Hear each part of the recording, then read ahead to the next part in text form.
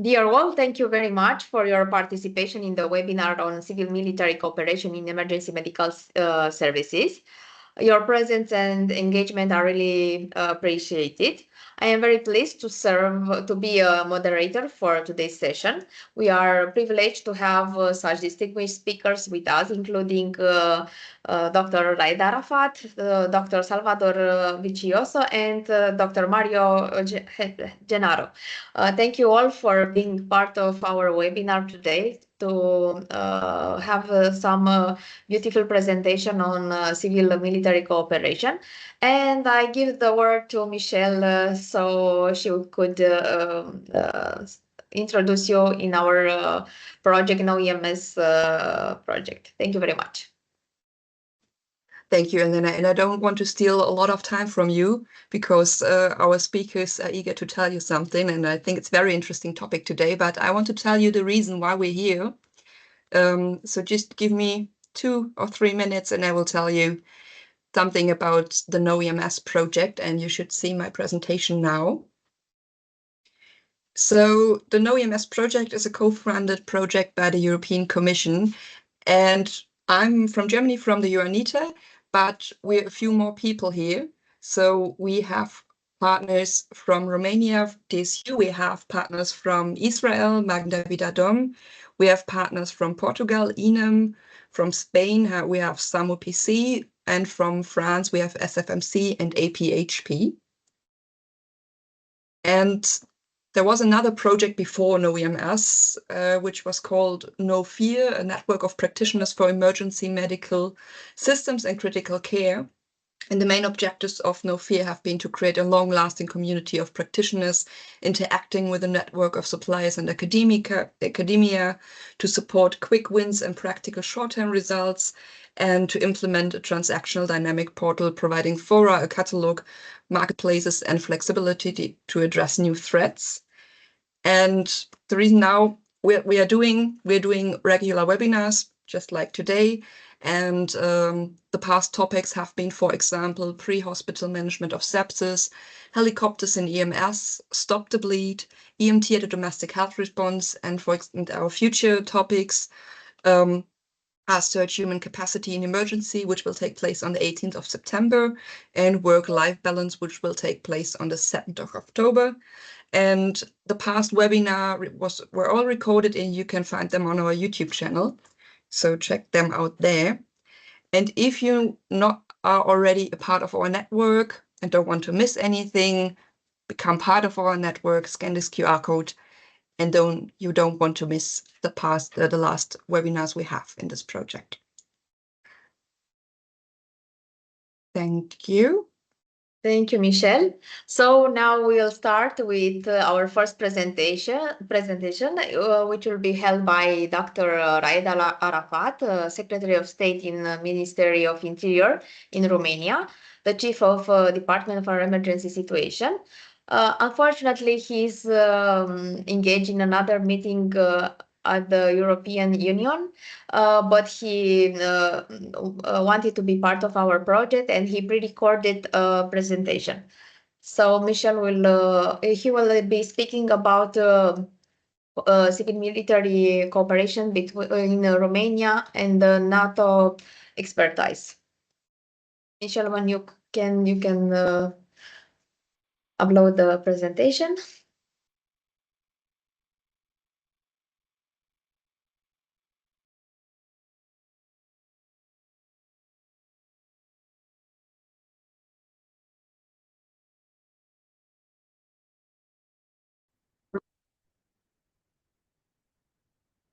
Hi. First of all, I'm really sorry that I am not with you physically. In fact, I am online, but it is a pre-recorded message, as I am today in some meetings and I'm not able to join you directly online. I'm going to try shortly to talk about the civil-military cooperation that we have in Romania between the emergency services, the civil protection, and the military, linking this to what NATO is looking at and how we are looking at it from the point of view of involving the military in civilian operations, but also supporting the military when they have their own category of operations. The civil-military cooperation is a two-way highway. The military can support us whenever we need them within the situations where we face major emergencies like mass casualties, like extreme weather conditions, whilst the civilians can support the military and become enablers for the military when there are military operations and there is a major need of civilian support.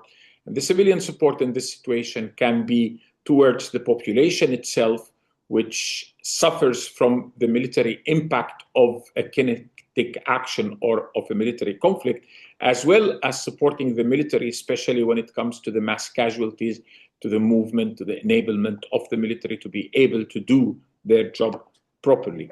Now, I'm going to share my screen here so that we can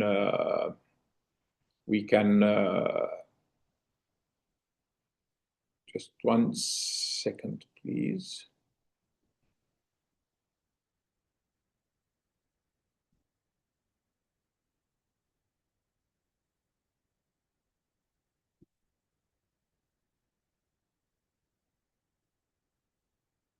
Yes, I see that you can see the presentation, and I'm going to go fast through it to show you how we manage these issues in Romania.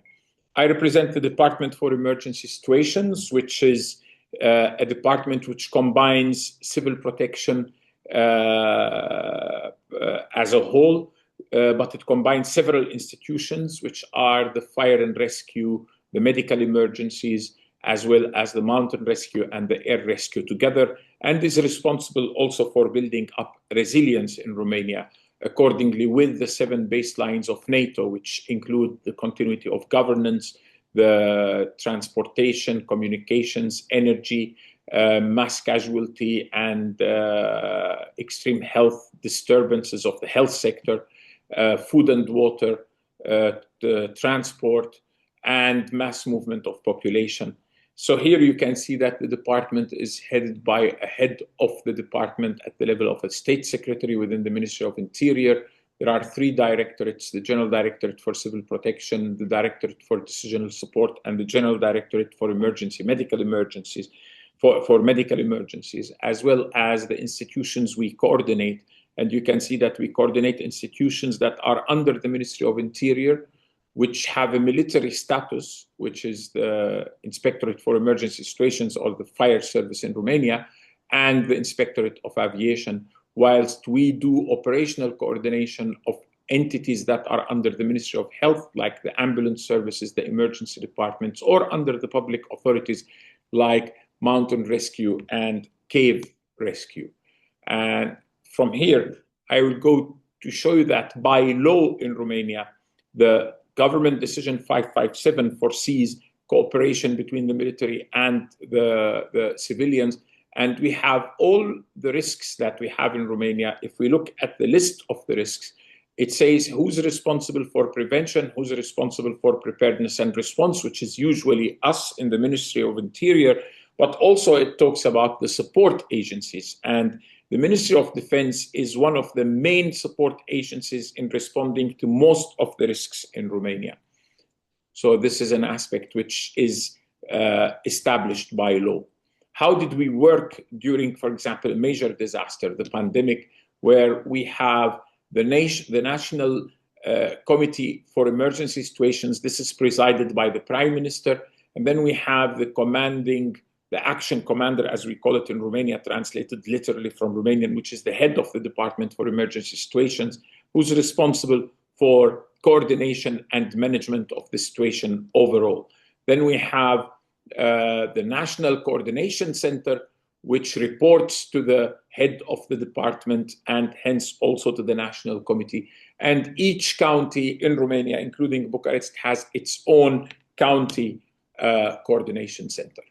Now, this is how the center looked during the pandemic for about 2 years. You can see that there was a special medical section in the center, but you can see the Ministry of Defense is part of it. And many ministries, many entities are part of the coordination center, which is extremely important from the point of view of integrated management and working together, the civilian and the military, during such crisis. Yeah, so from this point of view, if we see what operations did we use the military for example, the logistical support was one of the very important aspects we needed during the pandemic.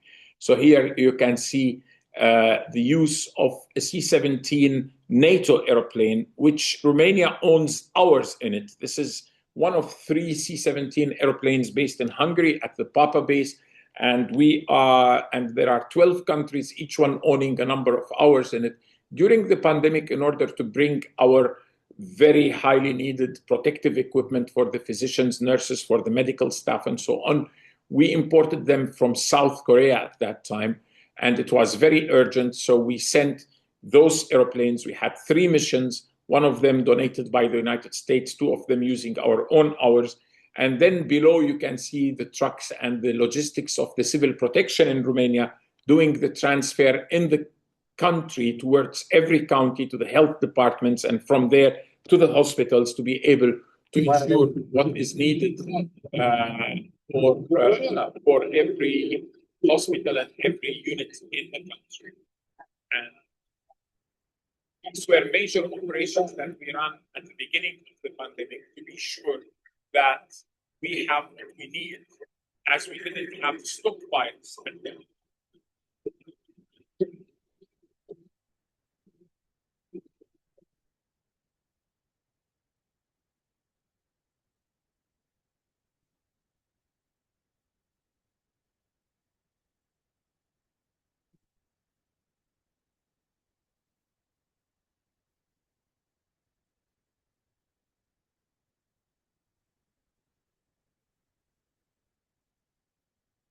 Going to leave it to see, in fact, the amounts of protective materials that were brought in each of these transfers towards Romania.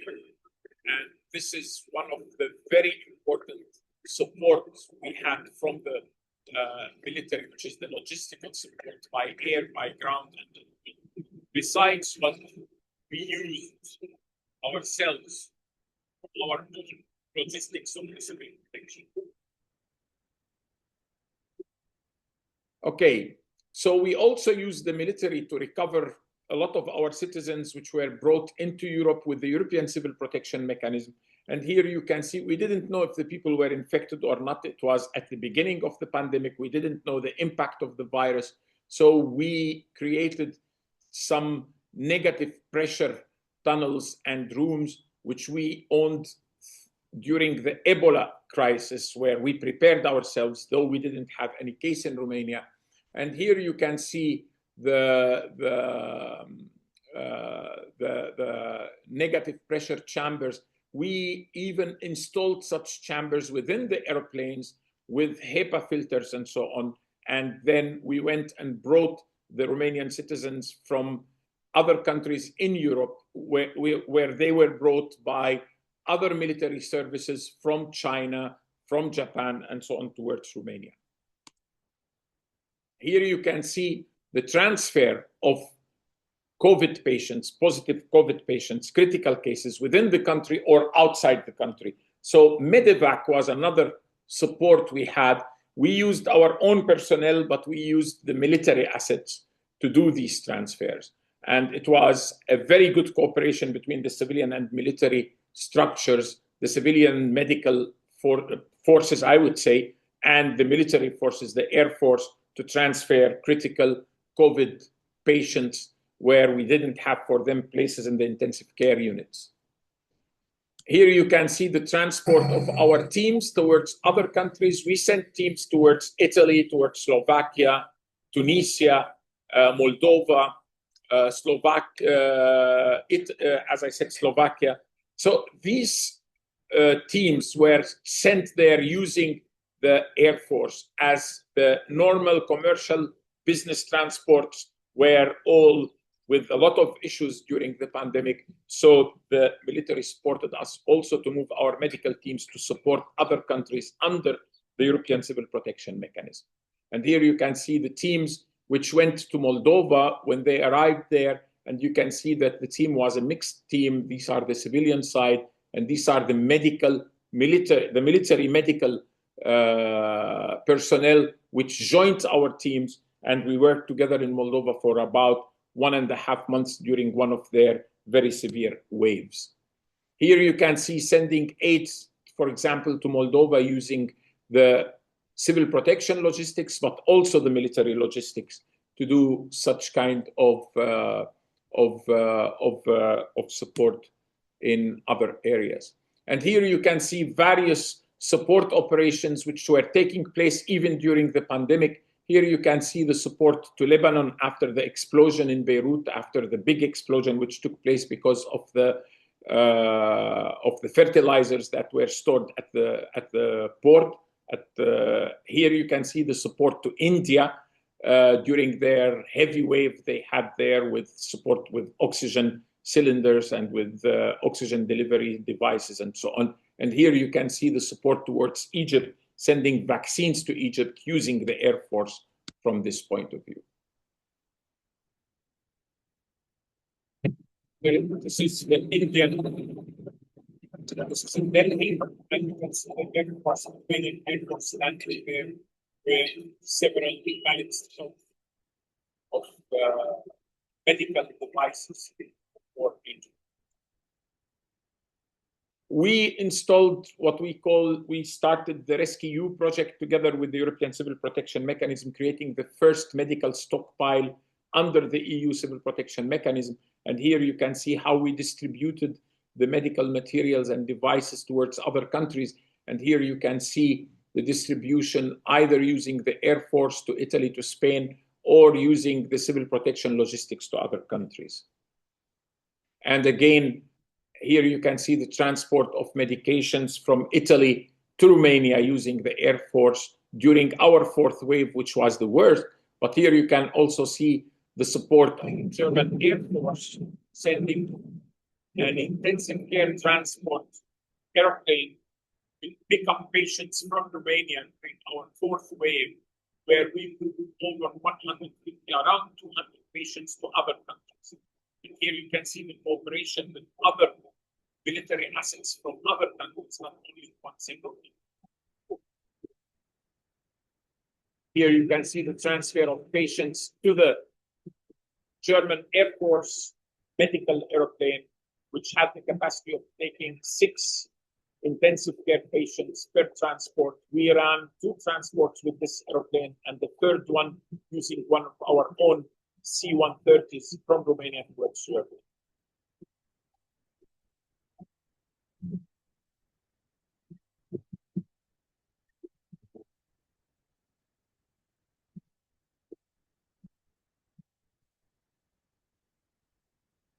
Here you can see the work with our own medical military forces, the installation of field hospitals. We installed 4 field hospitals in Romania to take the pressure off the hospitals. And at least 2 of these hospitals had intensive care capabilities. They were built near other hospitals.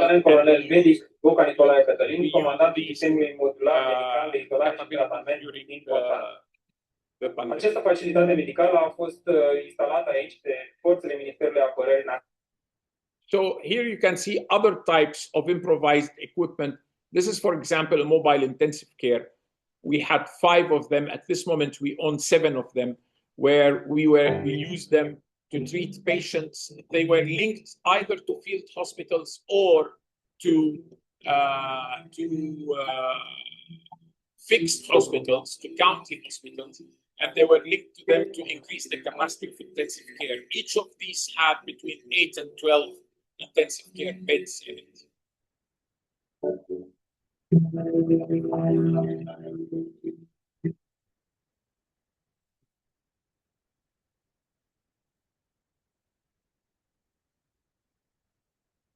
And here you can see other types of disasters and emergencies we responded to. For example, this was a club fire where we had over 155 burns patients, and we had to move 44 patients to other countries.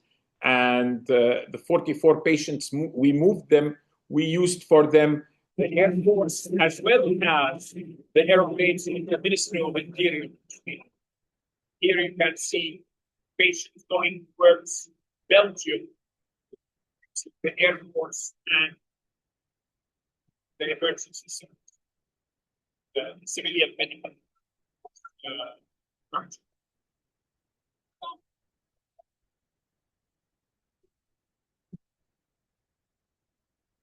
This is the use of the C-17 again, but this time we used it in 2015 to move 9 patients towards the UK and Norway.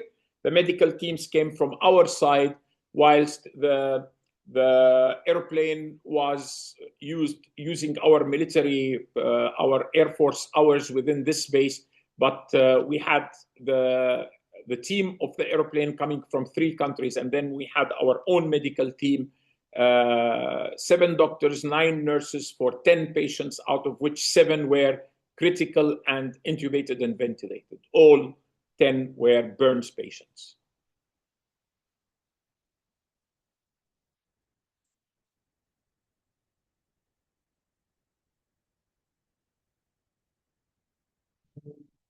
This is during exercises, working in exercises with the military.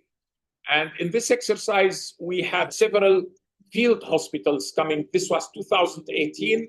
The last major exercise, we ran it this year in Romania. But in this exercise, you would see we had several field hospitals. One of the field hospitals was a level 3 hospital coming from Israel. I will just let the film run a little bit to see that hospital before we further. And you can see that in the exercise, we used the Air Force to move patients within Romania in a very realistic manner, even without having pre-announced preparedness for the hospitals. We just told them 2 hours before that there will be an airplane coming with 20 patients, with 15 patients. They have to be ready for them. This is how we work. This is the Israeli hospital, the level 3 hospital being built.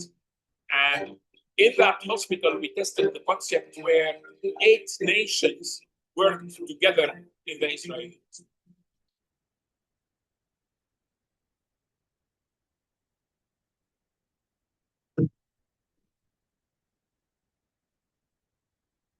Here you can see various types of exercises. This is a different type of exercise. This is a military exercise with civilian support.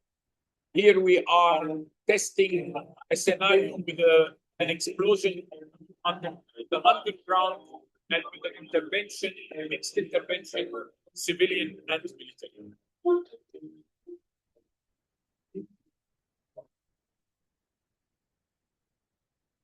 During the refugee crisis with Ukraine, again, we had excellent cooperation also with the military. And here you can see the red line is where we created 13 transition centers for the thousands of Ukrainians that were passing into Romania. And here you can see the transition centers that were built in less than 36 hours around the whole area. This is at the Danube, where every 1.5 hours, we had 700 refugees arriving on the ferry boat from the other side from Ukraine. And we had a lot of children, women. The majority were women and children, in fact. And here you can see working with NGOs and working with volunteers to do the same type of work.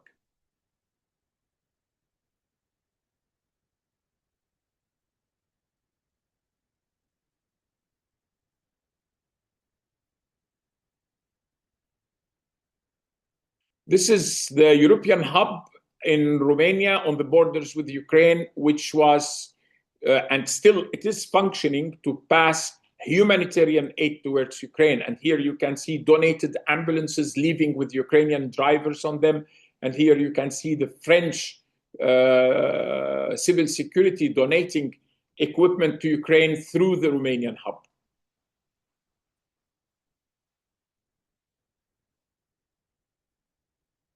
This is a different type of support from the military, which is sending firefighters with fire engines to support. For example, in this condition, it was supporting France. And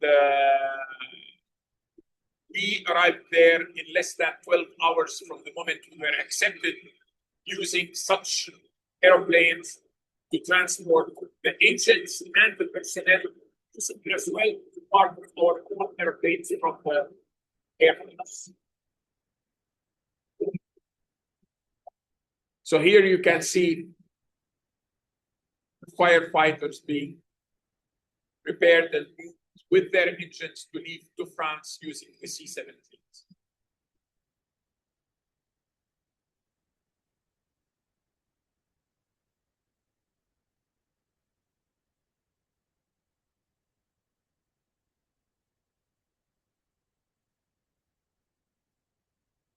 We could put about 4 engines, 3 engines in one airplane.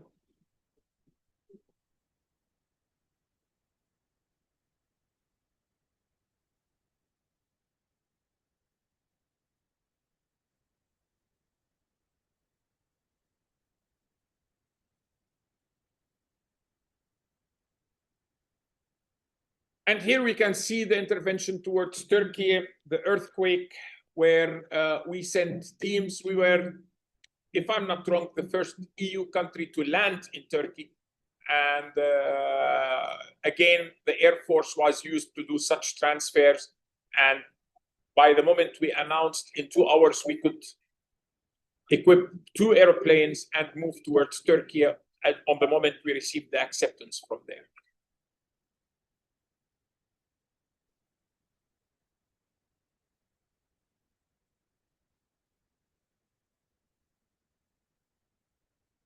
So various medevac operations done in different countries, including here you can see the EU site, and it shows also Romania, the involvement of Romania, where we can see it here, and various medevac operations that were done for Ukraine. Of course, the work with NATO is very important. Now we have the medical action plan, which is directed towards the civilian side and what we will be doing at the civilian side to support the military in case of conflict. And here you can see various papers that were worked and guidances that were worked by the Joint Health Group, which I'm honored to chair it at this moment together with my colleague from the States, the Vice Chair Joe Lamanna.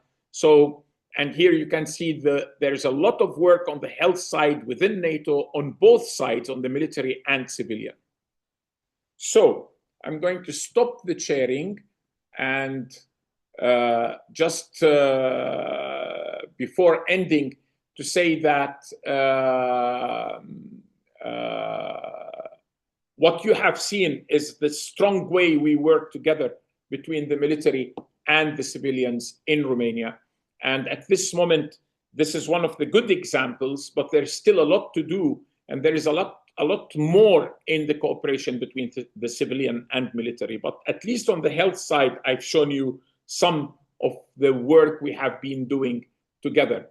I have to stop now, and that is because I have to catch an airplane.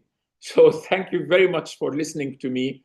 And I hope I will be able to join you next time live and not by recording. So thank you very much and enjoy the meeting that you are having at this moment further. Thank you. Have a nice evening.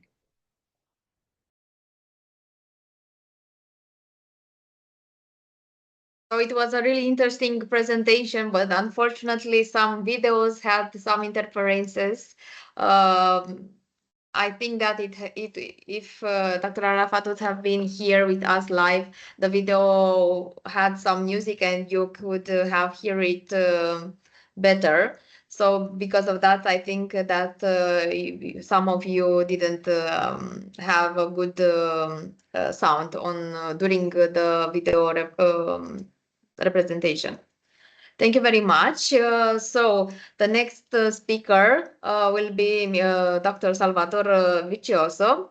He's a military doctor from Spain, and he's also a resident in the emergency medicine in SAMUR services. So Michelle, Hello, if you can. is there? I can't put the camera on. Give me a second.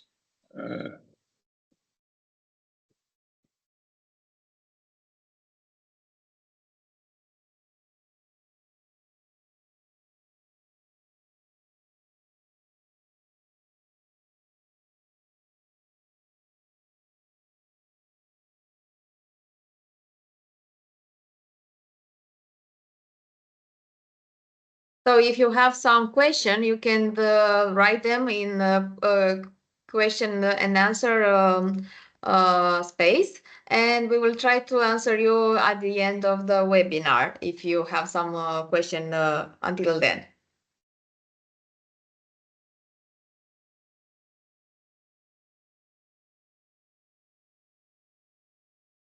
Salvador, we can see you now. Okay, can you see me and can you see my screen? Yes. Yes. Okay. Well, whenever you say, I'll start. We are waiting for you. You can start. Okay. Well, hello and good afternoon to everybody. My name is Salvador Vicioso Benitez. I am a captain of the Spanish Armed Forces. I'm a military physician, and I'm also a volunteer in the SAMUR Protección Civil, which is the civil protection team from Madrid, which there's been a lot of talks and a lot of colleagues have talked about SAMUR. So I'm sure some of you know what SAMUR is right now, but in case you don't know, it's the EMS of the city of Madrid, and it's also the civil protection team for Madrid. So it has volunteer and civil servants, and I'm also a military physician. So my talk is I'm going to, the title is Military and Civil Cooperation During an Emergency in Spain. I'm, as I said before, I'm a military physician, but I've also specialized in emergency medicine. So I want to do this talk, even though I could talk hours and hours about the cooperation between the local authorities and the military in Spain. I wanted to concentrate more in the EMS kind of cooperation. And also, I will do a lot of examples with SAMUR PC, which as I'm a volunteer, I also know, and I see it every day, the cooperation between the two institutions, the military and the SAMUR. So I hope it's you enjoy it. Well, first of all, as a teacher always said, when you start to talk a little bit about history, and to know where we come from. Well, the first field hospitals, at least in the Spanish books, they say that the Catholic monarchs in the 15th century, especially the Catholic queen, she stated during the siege of Malaga to create tents specialized in attending the wounded. So it's the first, at least in Spanish military history, the first order to create a field hospital and an area dedicated to treating patients.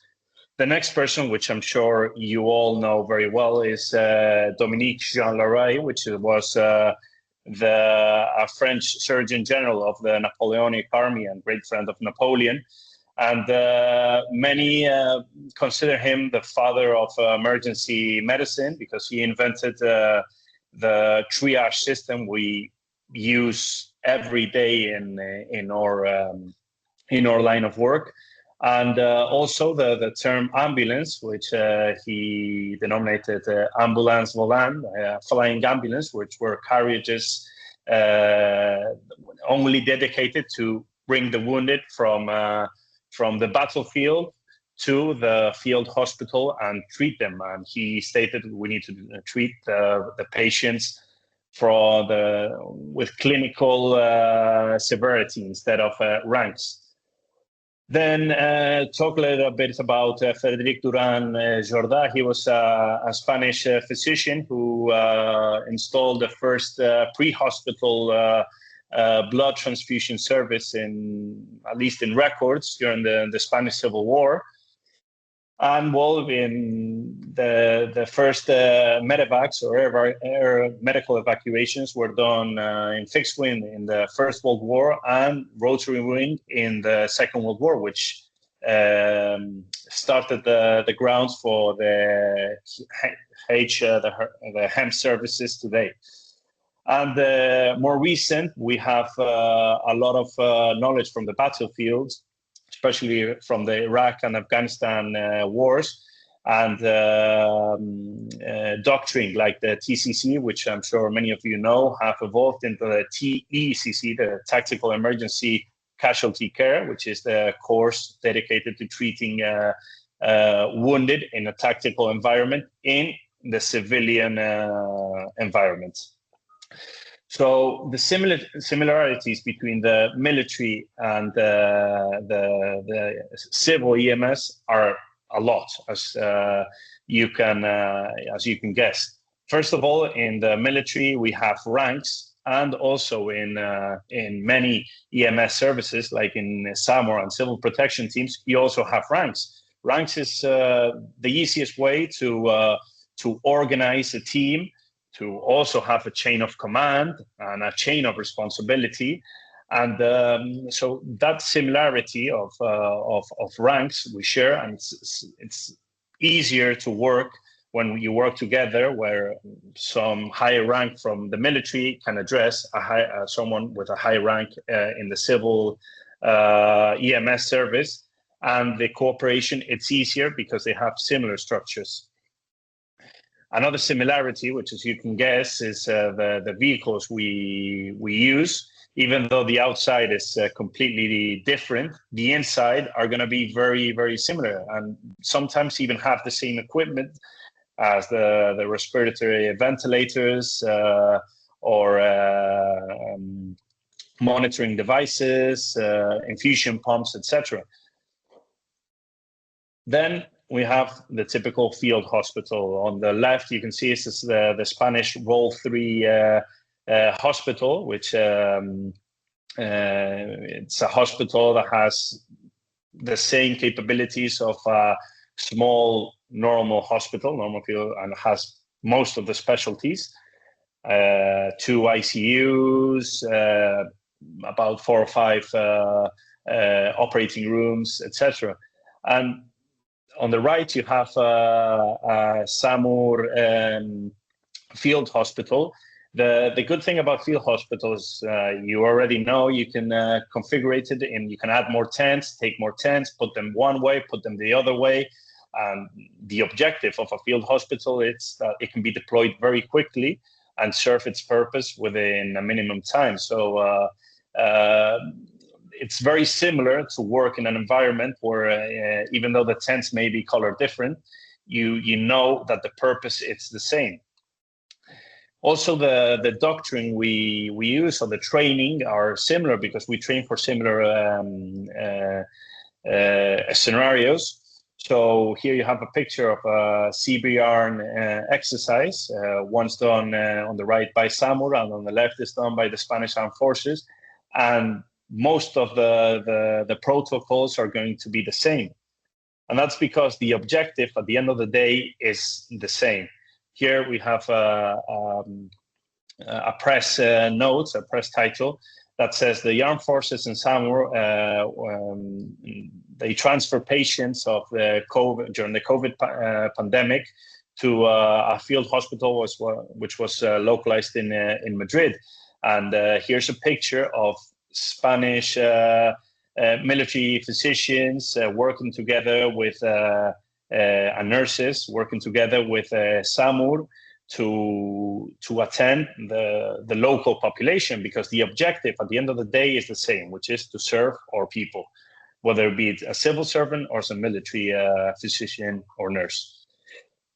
But the armed forces, as in every country, they don't work because out of magic. There's a lot of legal framework, and I'm not going to bore you with all the laws that there are, but I just wanted to put this slide in to explain that there's a lot of laws, a lot of local laws, protocols, where the armed forces are supposed to work with the civil authorities, because the armed forces are there to enhance the local authority, to enhance their capabilities, or substitute in case of a local authority doesn't have that capability, well, the armed forces can supply that capability, which I will talk about a few examples in a minute.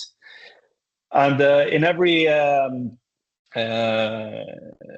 unit in the Spanish military, there's a CIMIC unit. There are people, which it's called CIMIC, which is Civil Military Cooperation.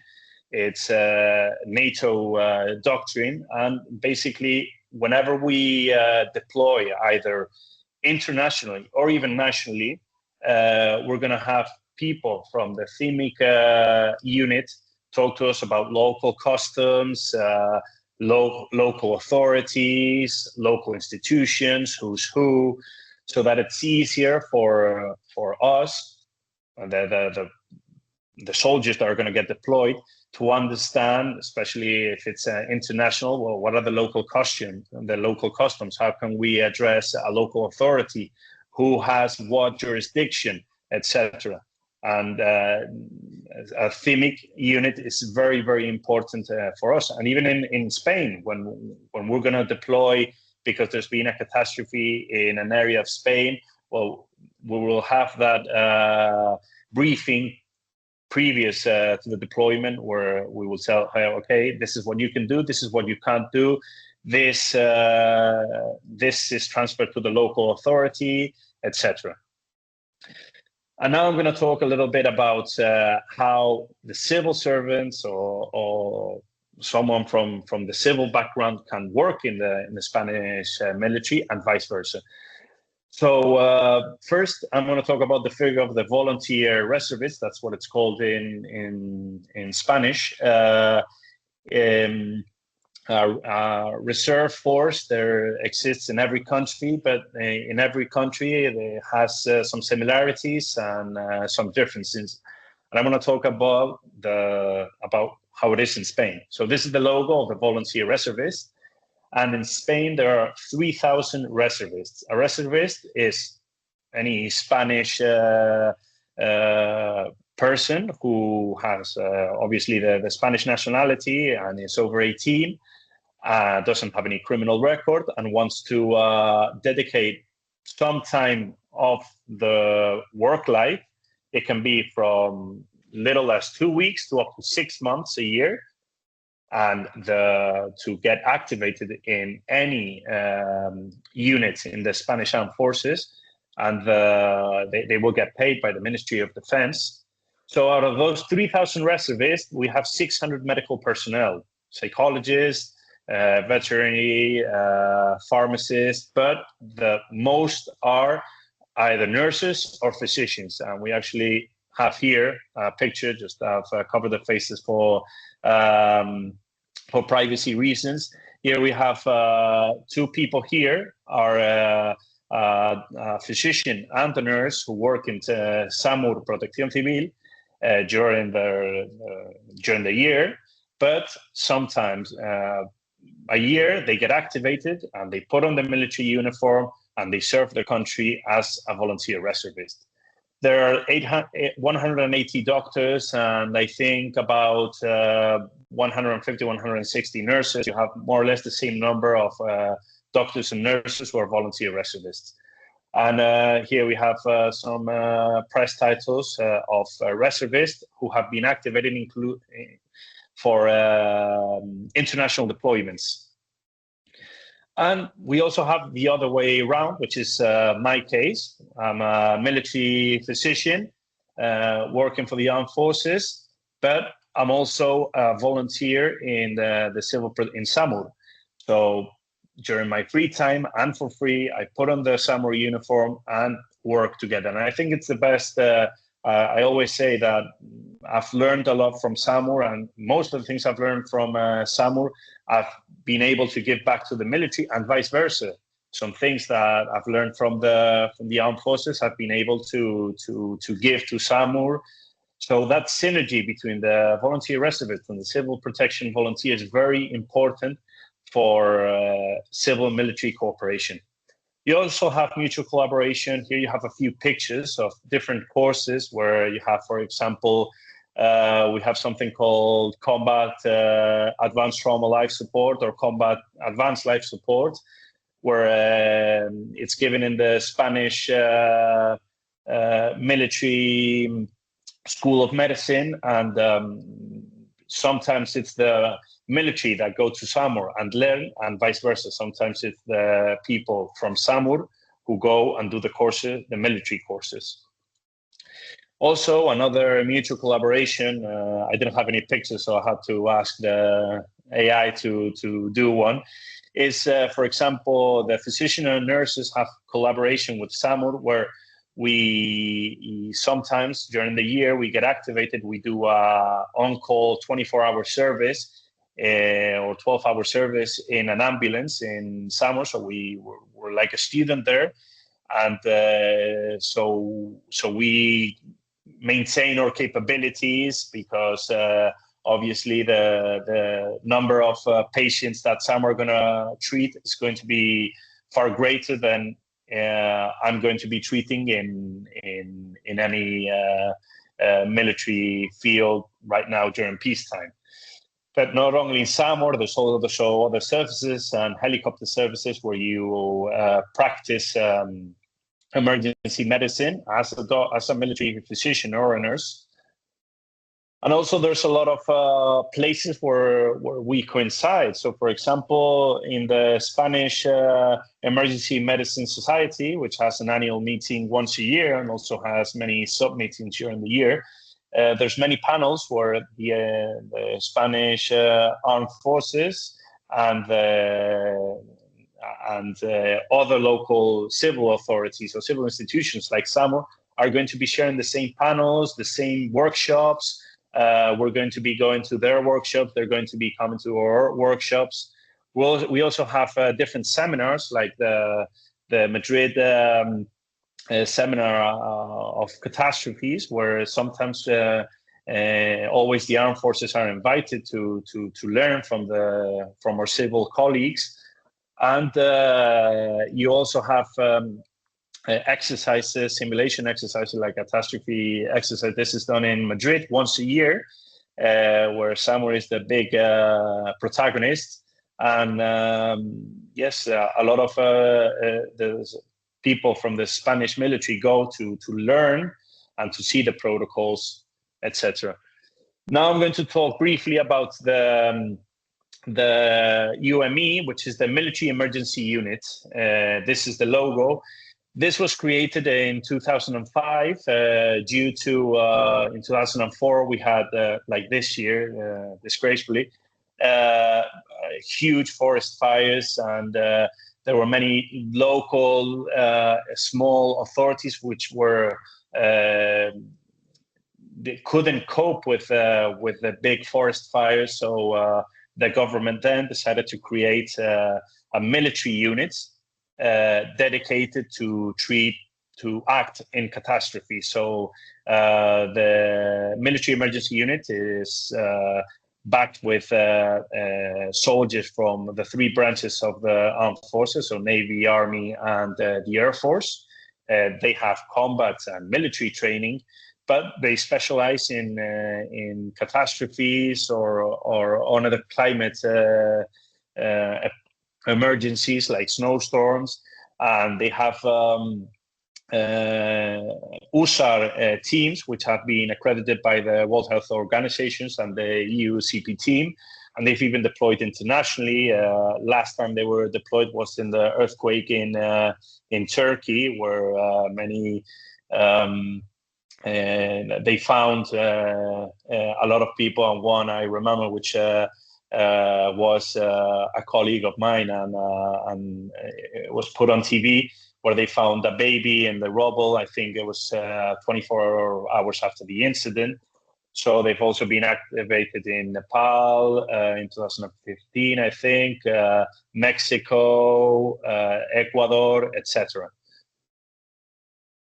And the vehicles they use are, well, helicopters, communication vehicles, fire brigade, and of course, ambulance, drones, and you have a lot of mobile CBRN units.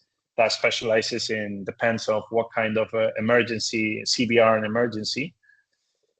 And then I want to talk about the UMAER, which is the Medical Evacuation Unit of the Air Force. And it's the Spanish prime air medical evacuation unit. It can evacuate.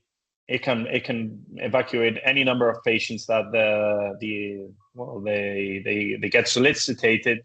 They have they're specialized also in evacuating highly contagious patients. So they were, I think, the first or one of the first units to evacuate Ebola patients from the 2014 pandemic. And also during the first wave of COVID, they evacuated the first COVID patients, and they can go out within 2 hours in any of the Spanish Air Force airplanes. So you can have a small airplane like you can see on the left, or you can have, which is this A400, and it's not even the biggest, and they can evacuate anything from 5 to 6 critical patients. And they also, one thing they're doing with the civil authorities is the NEO operations, which are non-combatant evacuation operations. So the one on the left is from Afghanistan in 2021. Then these are from Sudan in 2023, I think, and a more recent one, they've evacuated children from Palestine, or it was from Jordania, but they were Palestinian children, to bring them to Spain to have medical treatment. And I'm going to talk a few examples of that civil military operation. Salvador, so, one more minute, yes, please. So yes, we won't have time for Mario anymore. Sorry. The BAMIS operation, which is the COVID-19 operation, where they did disinfection, built field hospital, and work in, as I said previously. You have the Filomena snowstorm, where they clean the streets, and also the ambulances service. Since the ambulance our ambulances are 4x4, well, we had the SUMA, which is the Madrid EMS service, like SAMUR.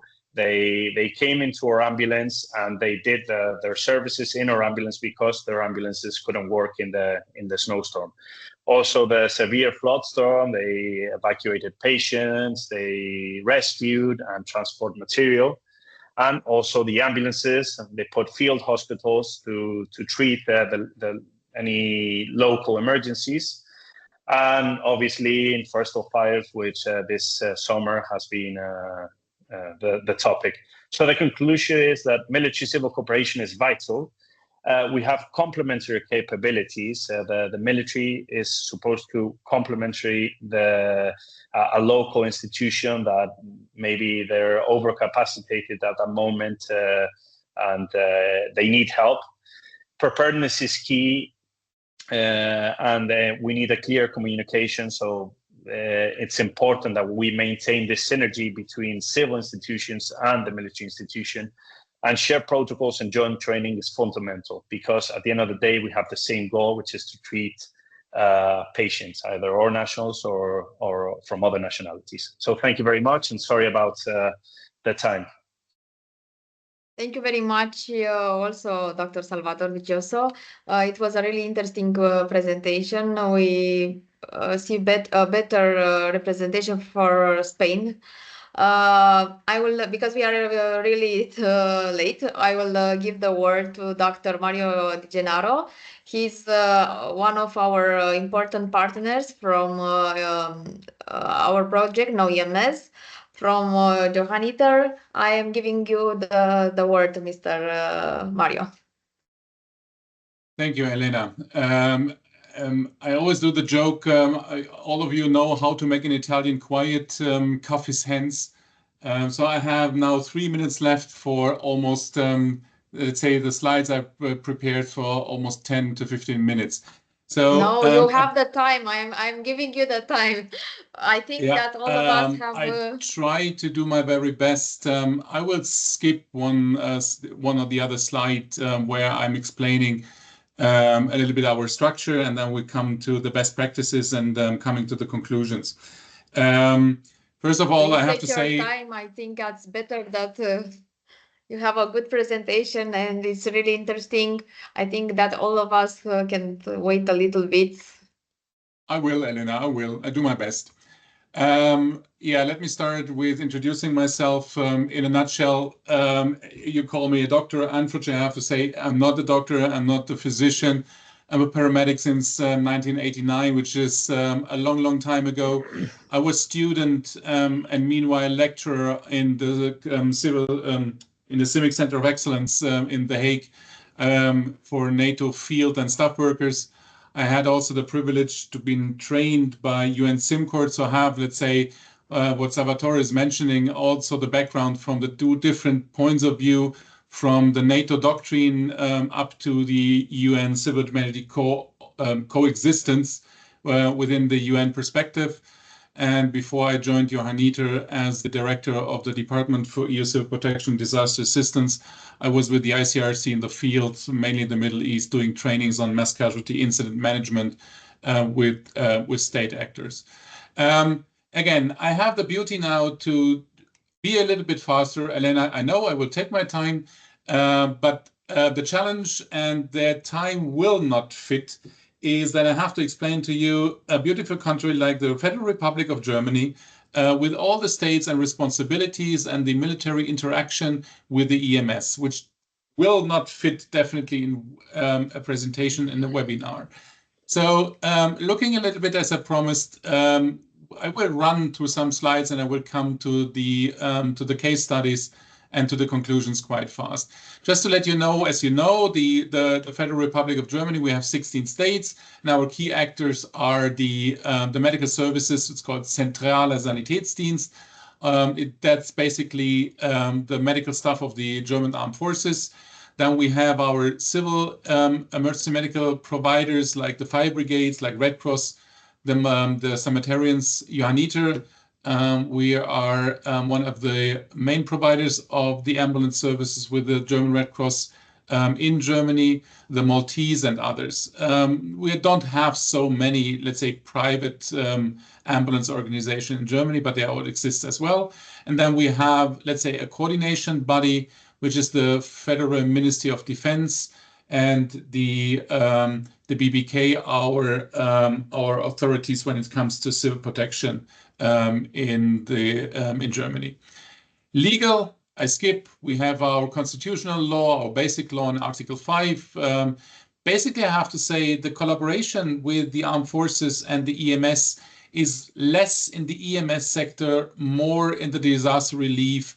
When I come to the Ahrtal case study, you will understand a little bit better of that. EU and NATO frameworks, it's also part of our legal framework. I'm going to skip and not speaking on that.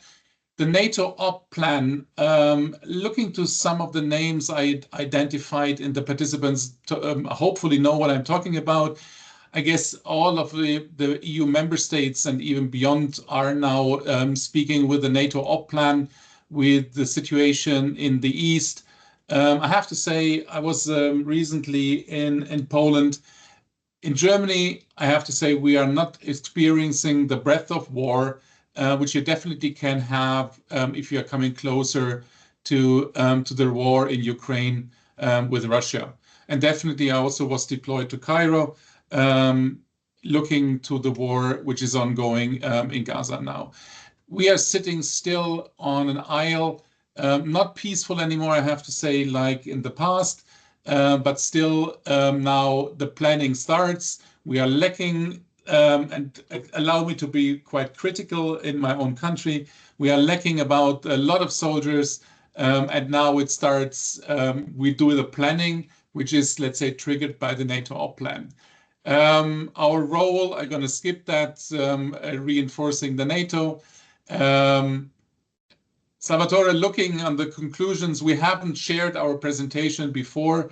But I would say we are close together when it comes to the conclusion, but I not will spoil my conclusions already now. The integration of the civil actors, again, apologies, that will be shared in the recording, and that it will also publish the presentation for those who are more in interest to read it. And my contact details will be at the end. I'm always available for further questions on bilateral basis. Within the NATO op plan, it's foreseen that we will have the so-called convoy support centers, which are located all over Germany. Basically, Germany in the NATO op plan realized that we are a so-called transit country. Hopefully, I have to say. So a lot of soldiers are moving through Germany. They will build up their base of operations. They will stop. And then it comes to, okay, who's going to give medical treatment? Who's going to give care, food, and whatever? So basically, those are foreseen, the NGOs, which are part of the National Civil Protection System in Germany.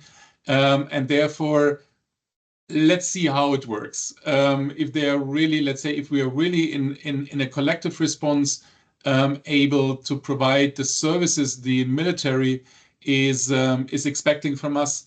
And out of my personal experience, I have to say, first, we should start speaking to each other. If I'm talking from the civilian to the military side, because in my point of view, we are still need a glossary as we are not speaking the same language anymore. I said anymore because looking to the civil protection we had after the, let's say, the threat from the east was gone, everything has been dismounted and diminished. And also, let's say, the collaboration between the civil and the military side, let's say, decreases a lot and gets lost in my point of view. The areas of cooperation, I mentioned already, basically in flood, storms, natural disasters. We had, as all of you discovered, the threat or the situation of COVID-19. And there, the German armed forces seconded soldiers in the vaccination centers. They provided logistics. So this was a perfect example how the military supported the civilian side, less the civilian side supported the military side. As Raed mentioned in his recording, and also from my side, apologies for the audio quality, mass casualty incidents, KCVAC, Medivac, is the area where it's supposed to be collaboration. There are a lot of memorandum of understandings. There are a lot of documents where are, let's say, the collaboration between the civilian side in Germany and the military side is stated on. In my point of view, again, being, and excuse me for my French, there are sheets of paper. And now they start being living again. For example, we as Johanniter, or not only we as Johanniter, looking for NGOs in Germany, they are entitled to participate in trainings of the German armed forces. I have done not a close research, but I'm quite sure that NGOs, and I'm talking about, let's say, civilian or adequate trainings. I'm not going to talk about whatever special operation forces or others. And I'm quite sure this opportunity for the NGOs in Germany is not well used. And if I would call our Ministry of Defense now and apply, and they said, I would like to attend the training, they have to identify what and how we're going to do that, and what are the procedures, and what signatures they have to collect, and what templates have to be filled out before. I would say it's still existing, but lacking, let's say, the practice in the areas of cooperation. That took me a long time in the presentation. I tried to build up, and apologies for, because I tried to build up an actor mapping with the civilian organizations and the military. And as you can see, for Germany, it's going to be already a nightmare. All those actors, and to bring them in, let's say, one sheet of music to work collectively in a response, whatever occasion, if it would be support during a war, if it would be a mass casualty or whatever. On the local level, it works better. When we're coming on the national level, it's getting more challenging. What can the military do for the civilian side, basically? And there were a lot of pictures by Raed. already with airplanes, medevac capabilities, NH90, A400M, if they're still flying, for medevac. Civil EMS involved in triage, stabilization, and transport to hospital. That would be the collaboration if we would work on site. Cooperation and deployments in large-scale disasters. ARTAL, I will come to that. And Salvador looking to join trainings for mass casualty and cross-border transportation. This is what basically now ongoing in Germany, transporting victims of war from the Ukrainian side to German hospitals, and also the way back. Sorry, I'm the one who has the right to admit. The benefits, additional resources, combining, let's say, efforts, looking to personnel vehicles, for example, helicopters as an example for hardware, personnel, looking to the German armed forces and listening to the media, which are currently ongoing debates on Germany. We are lacking almost 80,000 soldiers. And now Germany now starts again to think about leaving the voluntary military service, like it has been in the old days, that the military services are armed force, are mandatory. But now we have the phase in between that people are going to be asked if they are willing to join the military services. Looking, and I have seen also colleagues from Israel in the audience, 3 years of service for females and males, mandatory. Maybe that could help to come back. Again, don't get me wrong, I'm not, let's say, 100% person who said we have to come back to old structures and so on.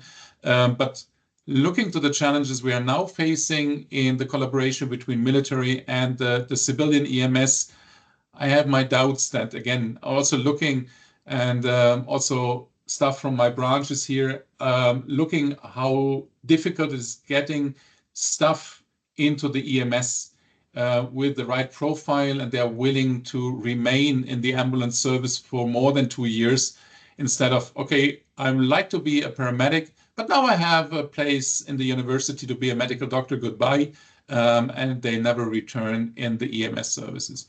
Improve interoperability, you can read by yourself.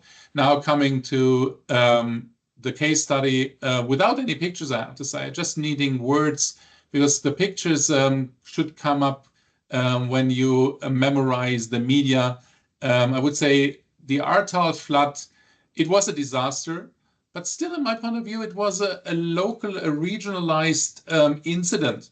But that creates so many, let's say, discussions and the military involvement, and that was a trigger. So Bundeswehr, in that case, the German armed forces, in the Ahrtal, in the flooding itself, they provided helicopter, they provided a heavy equipment, which are not, let's say, available on the civilian side, and they also provided medical support, but more on the logistical.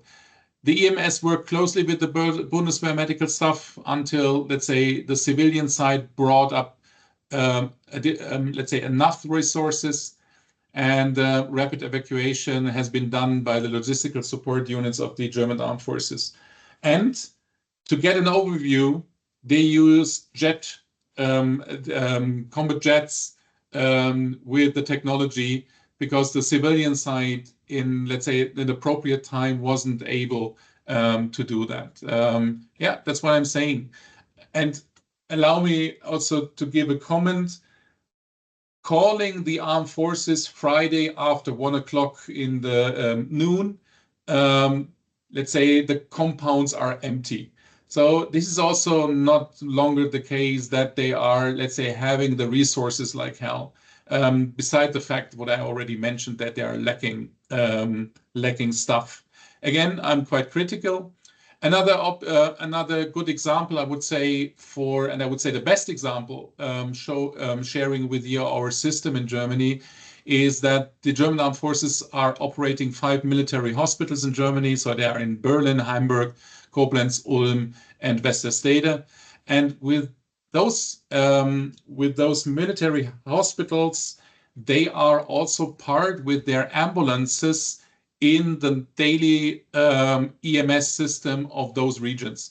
We don't have a military hospital in the city of Frankfurt. Hamburg is well known for that. And with that, they are part of the civilian emergency medical system. And this is the, let's say, in my point of view, the really good exchange on daily basis. In Germany, we say everything which works in peacetime is a better chance to work in disasters. And I would say that counts the same. People who work together already, knowing the language, having the trust, in my point of view, is a recipe of success when it comes to really working together in a collaboration of military and civil actors. The type of vehicles, they have normal ambulances, they have emergency physician vehicles, they have intensive care transport ambulances, and the staff usually is composed of a paramedic and a military physician, and often they also work with civilian staff from the regional services. The integration, I highlighted already that they are fully embedded 24/7 in the readiness. So they are on call, they are dispatched on the civilian dispatch center, but they are stationed and staffed from the military hospitals.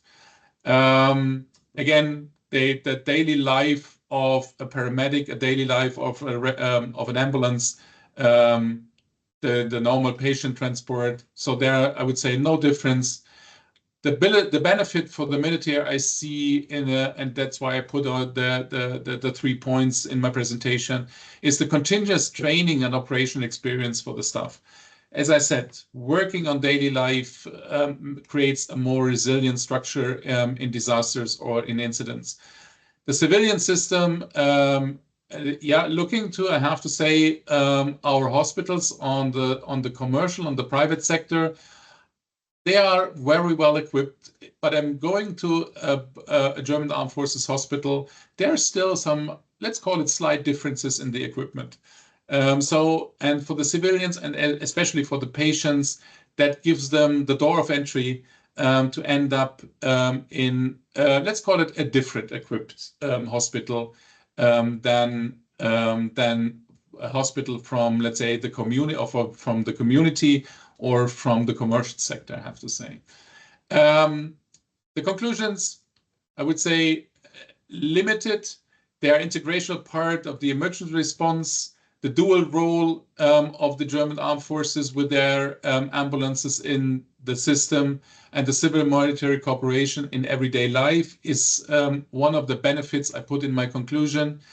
There are also challenges.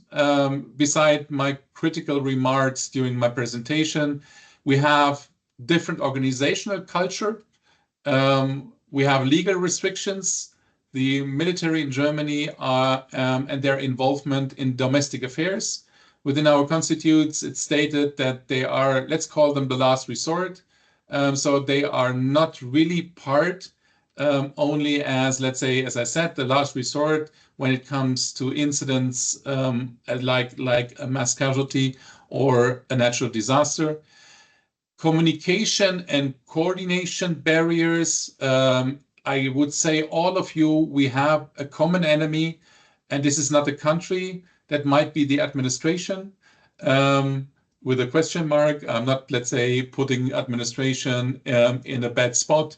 But the coordination and communication often is hindered by, let's say, templates, as I said at the beginning. Resource limitations and competing priorities. I'm not going to open the ethical questions if resources are limited and we have several needs to cover. Who gets the resource first? I would say a challenging question also in our country. If we would have a natural disaster in the north, which is, let's say, big enough to trigger the military response and involvement, and if we would get another one in the south, then I'm luckily not in the position to decide it's going to be north or south who's going to be served with. Future perspective. Again, maybe you feel a little bit my personal position. I'm not going to put a disclaimer now, working for Johann Dieter, but I would say a stronger embedment of the emergency medical services into the NATO host nation support, which are currently ongoing with the NATO op plan, is to be expected. The expansion for Convoy Support Center and the medical collaboration, again within the frame of the NATO op plan. An increasing focus on multinational casualty evacuation networks, looking to what the DG ECHO, the European Commission, and the Union Civil Protection Mechanism since 2001 is growing up. And also Raed mentioned Rescue and the Rescue EMT project. I guess some of you are aware of, goes to that direction. And preparing more for a hybrid threat and climate-related disasters that have been, in my perspective, a little bit more enhanced in the future. Finally, and I come to the end of my presentation, again, I thank you for the time, Elena. Civil military cooperation is crucial for crisis resilience. If we are not working with the military, we can't work with them in the crisis situation. NATO frameworks and the German Armed Forces, the Bundeswehr resources are strengthening the EMS, in my point of view, if they would, let's say, increase the collaboration. Future deeper integration of the emergency medical systems into defense and disaster planning. If I'm looking how we have been trained in the military planning process, if I would, let's say, come to an NGO, even to Johanniter, which, let's say, those NGOs and even the civil protection part of those of our German NGOs, they are born, let's say, from the military side. But we are not used to, let's say, do a same planning process like a military unit is usually doing. Even the language would prevent that we do an integrated planning. And last but not least, the continuous involvement in daily operations in EMS would be, in my point of view, an added value. Thank you, Elena. I have a dry mouth now like hell because I forgot to put something to drink on my desk. Thank you for your attention, and I hope I did not, let's say, overwhelm you with my speed of talking. Over to you, Elena. Thank you very much. Thank you very much, Mario. You had a really good presentation, and I'm glad that you took the time to talk about it. I was feeling a little bit, how to say, I was upset because you were upset. So because you succeeded to take all your time, I'm very happy right now. I'm very truly pleased to have served as your host for this engaging webinar and to have had the opportunity to share with you this insightful presentation. All the presentation of they all together provided a comprehensive overview of the civil-military cooperation across different European countries. And as we have seen, while there are notable similarities in approach, each country also contributes to its own unique perspective and practices. So thank you very much for all your presentation. If there are any questions, we are here to answer for them. For it.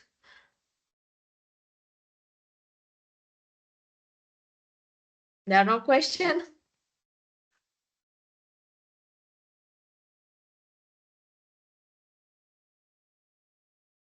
I think, Michelle, we have a question from Aline. Yeah, Aline can unmute.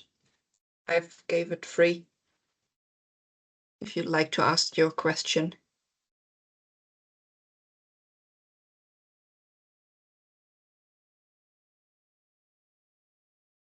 Aline, if you want to ask some question, you can unmute your microphone. Can you hear me? Yes, we hear you now. Yes. Hello, I'm Alin Suciu from Romania. I have a question for the colleague from Spain. How do you select the medical personnel for the voluntary reservist until each age? And if they have in each year some military preparation? Hello, thank you very much for your question. Well, in Spain, to become a volunteer reservist, you can be from 18 up to the age of 62. So any age between that area is allowed, and the military training a volunteer reservist has is smaller than other than someone who's doing a career in the military armed forces. They do 1 month of military training, but they go through military training, so they basic military training, which is it's common for anyone who's becoming a volunteer reservist. So it can be someone who has an IT background or someone who has a medical background. So they will have the same basic 1 month training, or they will do combat training, basic orientation training, laws. We do as a lot of laws, what the military organization, ranks, etc., what each unit does, and they will be doing it in 1 month, and then after that they will have a little bit of training depending on the area they're going to specialize or where they come from. So someone from the IT background may go to a unit specializing in communications, and someone with a medical background will do courses in the Spanish Military School of Medicine, which is in Madrid. So they will be able to do courses there, like the combat ALS or the flight surgeon courses or other courses related to military medicine. Does that answer your question, or do you want me to expand on anything else? One additional question. Yes. I understand that they have some training in each year, and they make 1 month of military preparation when they join the forces. But do they have military training each year? They will have the basic military module, which is only 1 month or 5 weeks, I think. They will have it, and then they will do military. Depends on which unit they get activated. So, for example, if in the presentation I put colleagues who got activated in the Spanish School of mountain, the mountain where they do the special operations course and the mountain course. It's in Jaca in Aragon, which is an area up in the mountains in Spain, and they got activated there. So they did drills and military drills in that unit.